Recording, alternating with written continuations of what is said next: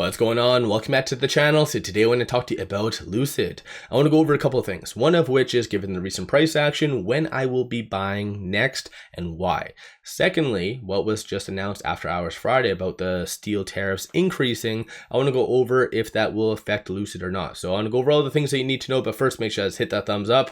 And with that, let's get right to it.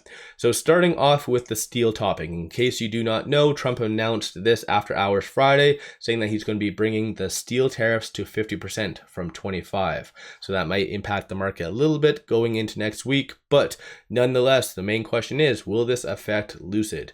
Answer is kind of a yes/no type of thing. So Lucid's never actually publicly disclosed where they do get their steel from. So Mark mentioned in an interview, though, that essentially at the time, the steel tariffs were being increased to 25%.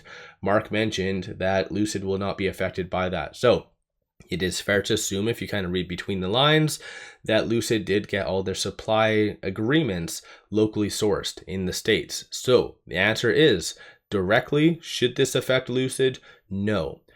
Indirectly, yes. And a couple of things to kind of talk on for that. Most likely, manipulation. So institutions and whatever else betting against Lucid is going to take this and run. So it would be advantageous if Lucid was to put out some PR. I know they absolutely hate putting out news for whatever reason, but if they were to put out news saying, hey, the recently announced US tariffs will not affect Lucid because we have all of our steel locally sourced. They don't have to disclose where they're getting it from, but if as little as just doing that would stop the manipulation against Lucid, right? Because technically, if someone says, hey, we're not getting any foreign steel, then why would short go after them? So I feel like Lucid could be proactive and do a little bit more PR, but again, they seem to be allergic to that. So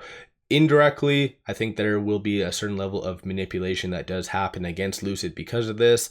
In addition to that, though, similar to what happened during COVID, Lucid had a lot of supply chain issues, as well as pretty much every company. But when it came down to manufacturers, they did prioritize the bigger players rather than Lucid, because Lucid doesn't order all that much, and essentially they're also kind of still considered a startup for the most part, still small fish.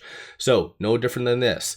I know Trump's plan is to bring manufacturing to the States, but that does not happen overnight. That takes months, years, or might not even happen, essentially. So ultimately, a lot of the steel American companies are going to be huge amounts of demand. So they're going to be stressed the hell out. So again, similar type of scenario to COVID might play out, that if Ford is asking for steel as well as Lucid and there's limited supply, well, unfortunately, Ford and the bigger players are going to get the brunt of the steel. Lucid might get the scraps. So it is unfortunate. So indirectly, I feel like that could really impact Lucid as far as that goes. So we'll have to kind of wait and see. But one thing I do want to bring up, though, is most of the parts used by Lucid is actually aluminum, because Peter did mention that in one of his educational videos that he posted on YouTube a couple years back, because they use aluminum because it's cheaper, lighter, and more efficient overall, right? Because you don't get those range goals and everything by being heavier. So that's one thing I just wanted to bring up. So at the end of the day, this is kind of a yes/no type of thing. So I think indirectly it could be affected through manipulation or just supply chain type of issues. So something to kind of keep in mind.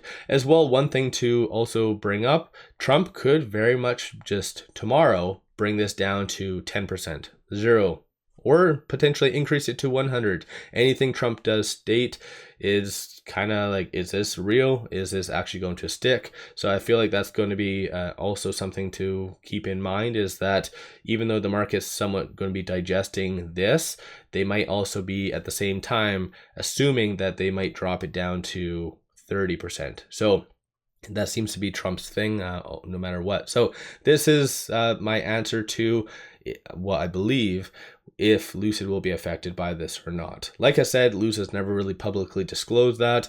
Mark, even though he said that Lucid won't be affected by the steel tariffs, he might be not 100% accurate on that as well. So make sure you do your own due diligence and all the other fun jazz. But given the recent price action, with it going down roughly 15% over the last 5 days alone, some people have messaged me asking when I will be buying next. So a couple of things. If you are a day trader, this is a dream because it is considered very oversold right now. And you could essentially swing trade it. You could have bought the bottom potentially, again, if you time it right, bought at 221 and sold at 226 in a span of like 5 minutes. You could have made some easy money.